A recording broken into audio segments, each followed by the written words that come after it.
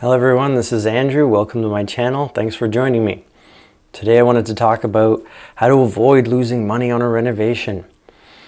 Now when you're buying investment properties, the first thing you're going to want to know is, what are you buying? Are you looking for a fix and flip? Are you looking for a buy and hold? Are you looking for a wholesale? What's your strategy moving in? Now if you're doing renovations because you're keeping the property, or if you're going to sell it to another investor or a homeowner in general, you want to know what your multiple exit strategies might be. You never want to go in with just one. So for an example, earlier in this year, this video is coming out in October of 2020. Earlier in January, I bought a student rental property. Now, it was a single family home that I was converting. I was adding bedrooms, and then I was going to use it as a student rental because it was in the right neighborhood. Now, of course, in March, COVID hit. So we continued our renovations. We didn't steer course because we didn't know if the schools were going to be open or closed in the coming months. As it turns out, by the time the renovations were complete, it had been reported that the schools were going to stay closed for the foreseeable future. Well, we didn't want to carry this property without having income coming in. So we pivoted and we turned the property into a single family home and rented it to a single family. Now they're going to stay there for a year or two, and then when they're gone, we'll convert it back to a student rental. Another exit strategy that I had was to just sell the property. So for one property, I had 3 exit strategies. Now also you want to keep in mind the refi plan.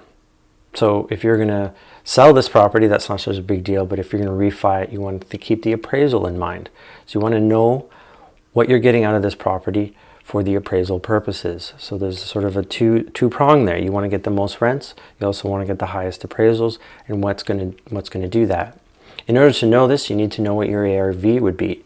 The ARV is the after repair value. Now this is very important because this is going to set your renovation budget.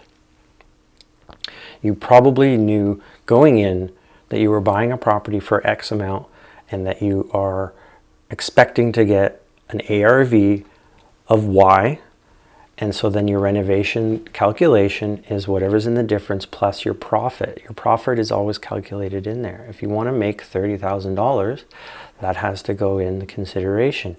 $40,000 for renovations, that's $70,000 plus the purchase price. So make sure that your ARV is sound. Do comps. Talk to realtors to figure out what you can expect in the way of an appraisal. Now also renovate to the market. It's very easy to walk into a property and treat it the same as any other property, but that's not the case. So this is where the comps and the market analysis comes in.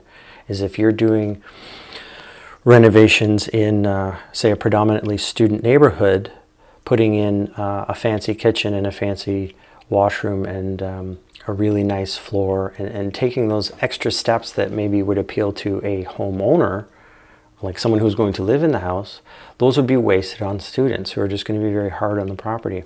Also, a student rental neighborhood traditionally doesn't have the same selling point as, say, an upper middle class neighborhood. So when you're considering what you're going to do in the property, you don't put granite countertops and so on and so forth unless the market, the neighborhood demands it.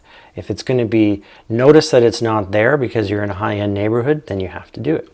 But if you're in a standard neighborhood and it's just an added feature, you really have to think about whether or not that's going to get you the cost of the feature versus how much it's going to increase the sale or the appraised price. And another thing to remember is this is not your home. You're not going to live there. Your design features might not be what people who are going to move into it like. So keep it standard, keep it very neutral, keep it appealing to the masses, as it were. Don't get caught up in the nitty-gritty of what you like in this property. If the caliber of the painting or the trim work or something is slightly below your expectations and it's a student rental, it doesn't matter. Students don't care if the corner of the wall doesn't have a perfect miter joint on the the trim work or something like that. So don't get caught up in the weeds on those. Sometimes done is good enough, again, unless you're in a high-end neighborhood, and then it's expected. So I hope you take these considerations into your mind when you're renovating properties, and I hopefully can avoid making some mistakes. This is Andrew. I'm at Andrew Cox REI on all social media. I hope you've enjoyed this quick little video. You can like and subscribe if you got something from this, and until next time, have a great day.